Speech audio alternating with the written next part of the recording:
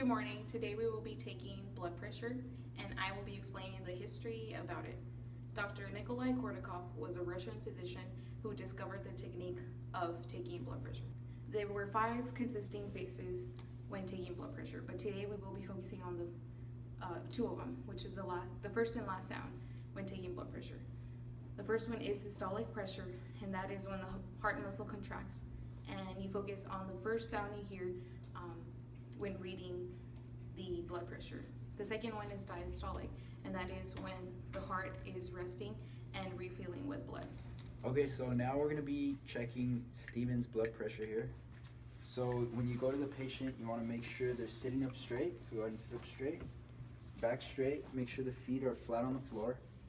And ideally you want the arm to be around heart level, but sometimes that's not always the situation. So just go ahead and have it right up on there. You don't want them to contract any of the muscles while you're taking the blood pressure because it could alter the reading a bit.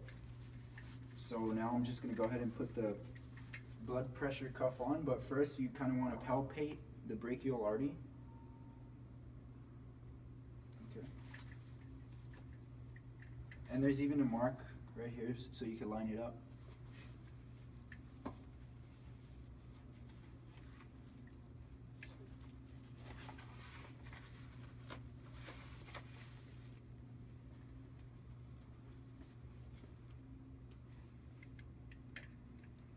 So you just go ahead and put the head of the stethoscope and you just slide it under. You don't want to put the actual bell underneath because that could also mess up the reading with the pressure of the cuff. And also you don't want to put your thumb to hold it because that you could hear your own heartbeat because the thumb would be on the bell. So you just want to keep it there and hold it like that.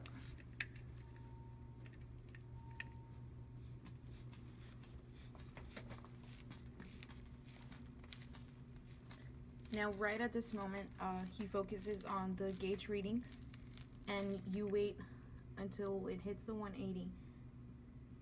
And right about 130 is the Kordakov sounds, which is the first taking you hear, and this is the systolic pressure. Right about the last taking you hear is the diastolic pressure. Once you finish taking the reading and you have your numbers, you want to make sure you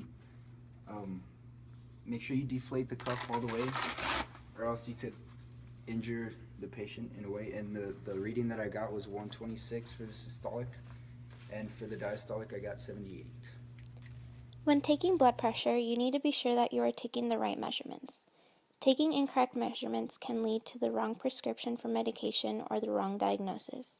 It is always best to double check a patient's blood pressure by retaking it at least 1 minute after the first reading. As you can see from the green section of this chart, a normal blood pressure reading would consist of a systolic pressure less than 120 and a diastolic pressure less than 80. Any measurements above this would mean the patient is either prehypertensive or hypertensive. If they do show readings of hypertension, you would need to further monitor their blood pressure to make sure nothing is wrong.